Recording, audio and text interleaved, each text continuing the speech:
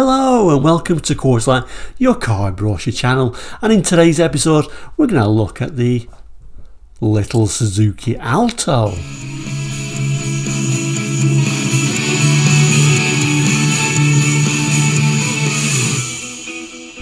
Hello and welcome back, and if you're new to Courseline, we're a car brochure channel here on YouTube, looking at car brochures from around the world for the 60s, 70s, 80s and 90s and sometimes beyond that as well.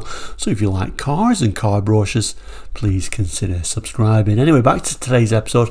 Yes, we're going to look at the little and pretty much forgotten Suzuki Alto in this UK 1997 brochure. So let's have a look at that now. So this is a UK brochure from 1997. The Alto was actually first seen in the UK in 1986, but this is a time when the Alto became more of a mainstream sort of idea in the UK. We've now got a 1 litre engine, and the Alto was always seen in Japan as more of a K-class car, lightweight vehicle, very small engine, but this was now almost at 1 litre, which doesn't sound a lot, but that would take it out of that K-class in Japan. I also read somewhere that these were actually manufactured in India, of all places, so that's a little bit unusual, but this was a time when these little cars very much could be your first car, very much a throwaway car at the time. I wonder how many is actually left in the UK now. Styling, nothing to shout about, but I like adding these little cars into the channel because cars like these were probably many people's first cars, and this channel is always about bringing back those memories. We can see the little decal, Suzuki Alto and the GL badge to one side, and considering this is 1997, still that fog light is kind of like thrown on there as a bit of an afterthought. Anyway, let's open the brochure up and have a look inside. Open the brochure up and it says Small Wonder, and as I open this brochure up, particularly its front view, do you remember the Kia Pride? It came with those white wall tyres. It really reminds me of this. I don't know if it was actually related or not, but that was the image I got when I opened this brochure. Let's just zoom in on some of these images and some of this text. So a tiny car, but yeah, they managed to pack it into a 5-door here, so your 5 or 3-door options with this very tiny but semi-practical boot area. And then if we move down, there's a little bit of a side shot of the 3-door front end view, and like I say, I kind of got Kia Pride sort of flashbacks by seeing the front of this car. I remember those with the white wall tyres in the UK. I don't know if it was any relation at all, but it kind of just reminded me just from this image, I guess. Anyway, let's have a look at the text. So the new Suzuki Alto is the small car that thinks it's big on economy, big on manoeuvrability and big on space, proving it generously with fuel consumption figures of 58.9 miles per gallon, thanks to its highly efficient 1 litre engine. And like I say, in Japan, the Alto name was more kind of like the K car standards with having the very small little engines, but relatively large engine seen here for this UK model. It goes on to tell us that yes, you can have this as a 3 or 5-door, and goes on to say the new Alto, small wonder it's a Suzuki. And then as we open up the page, manoeuvrability is the heading because of course these were very much city cars. Let's just have a look at some of the text here. Light and agile with compact exterior dimensions, the Alto makes even the most difficult of manoeuvres much easier, combined with the 4.9M turning circle and excellent all-round visibility. The Alto is easy and fun to drive. Narrow streets and the tightest of parking spaces are no match for the big-hearted Alto, where we prefer the 5-speed manual or the 3-speed auto. On either model you'll find the Alto light and responsive on the open road and around town. Nice selection of sort of bright colours, as you kind of would expect on this sort of class of car.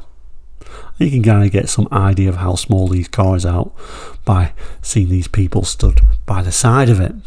Next page, a little bit more surprising. Spacious interior. Yeah, it's a tiny car, isn't it? So it's not that spacious, but I think they're trying to say they packed as much as they can into the car. Let's have a look at these interesting seats. Interior, of course you're going to think cheap and cheerful. Them seats, particularly those back seats, don't look the most comfortable, but they've tried to brighten it up a little bit by that centre colours on the seats by the looks of it. Those sort of door cars look very hard plastic though, don't they? And of course, being a cheap car, we've got the colour of the car coming through to the back as well. You do get a digital clock though. At one time that would have been something. By this time 97 is nothing really too special, is it?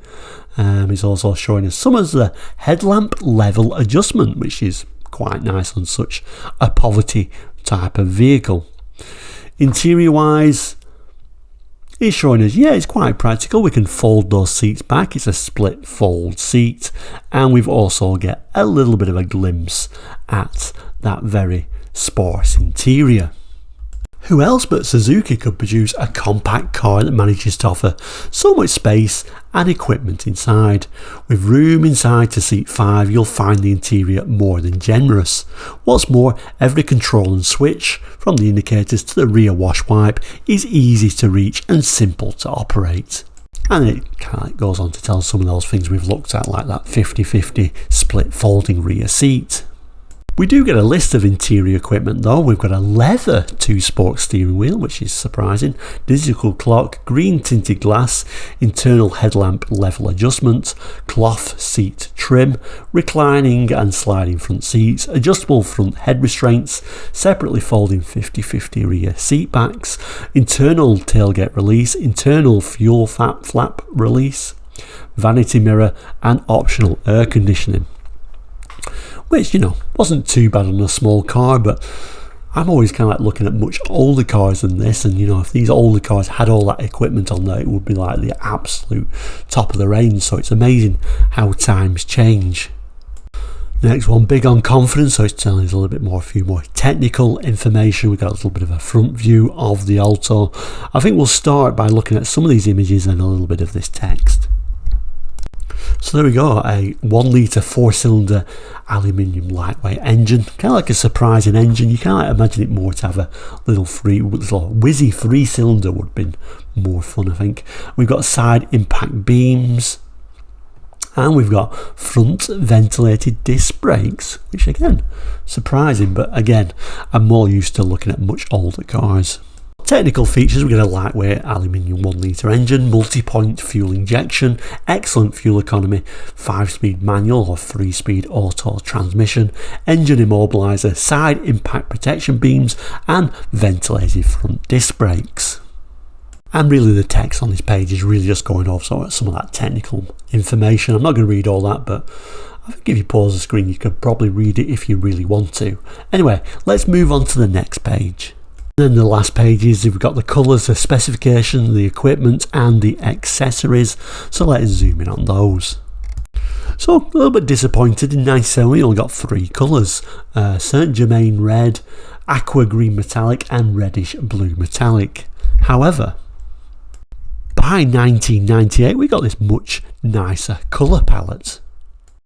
So we got rouge red, and that's Saint Germain red again, reddish blue metallic and a dolphin blue now, as well as aqua green metallic, lime yellow metallic and this lovely bright Naples yellow. Anyway, specification time, so we can get 2, we can get the Alto 3-door, Alto 5-door, and either one can be a manual or an auto transmission. A little bit of a look at the length, width, height, wheelbase, track and turning circle, and weight is there as well. Let's just move down a little bit further though.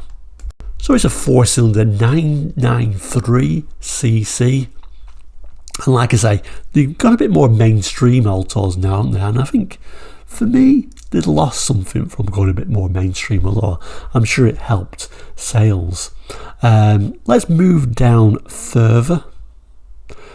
Does give you an idea of the fuel consumption and the performance down here. As you can see, a pretty economical car, but you would certainly expect that from a small engine tiny car. Top speed, not bad at all though, 93.2. or 87 from the auto transmission, if that's how you spec it. The manual is a 5-speed all synchromesh, the auto a 3-speed, and it gives you some information over there about the steering, suspension, brakes and tyres. Okay, so the equipment, the little dot means it's got that as standard. The little cross where it shows on air conditioning, that's telling us that that is an optional extra, but still an interesting option to add to this little car. For sure, I wonder how expensive it was, because certainly buying one of these cars, you certainly got a budget in mind. Most of the equipment on here, it's kind of like mentioned as we've gone through the brochure, however, and you know, it's saying most things they've got as standard, or certainly what it's showing us here anyway. Exterior wise, not showing a great deal really. Things like rear wash wipe, heated rear windows, full wheel covers, all the things you would really want, to be honest with you. And a little bit of safety equipment there as well. Surprisingly though, there is accessories you can get, like an electric sunroof. There's a little bit of a better Suzuki sound system, looks like a tape player.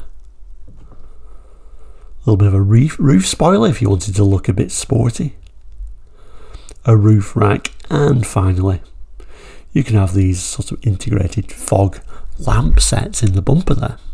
And then finally, this is where your Suzuki dealer would normally stamp the brochure, telling us this one is January 1997. And there is the little UK address for Suzuki at the time. So there we go, the little Suzuki Alto. Kind of went a bit more mainstream at this time. I think I'm not keen on mainstream. I think maybe that's why I don't like it as much as the previous model, or indeed the little Japanese Kai class models with the tiny engines. I think it probably should have had a little whizzy 3-cylinder in there. But nevertheless, certainly a car that many people would have had as their first car, and if you did so, please jot in the comments. They're always really interested to know how you got on with it. Thank you so much for watching. Please do like and subscribe if you've not done already, and we'll see you very soon. So for now, we'll say take care and goodbye.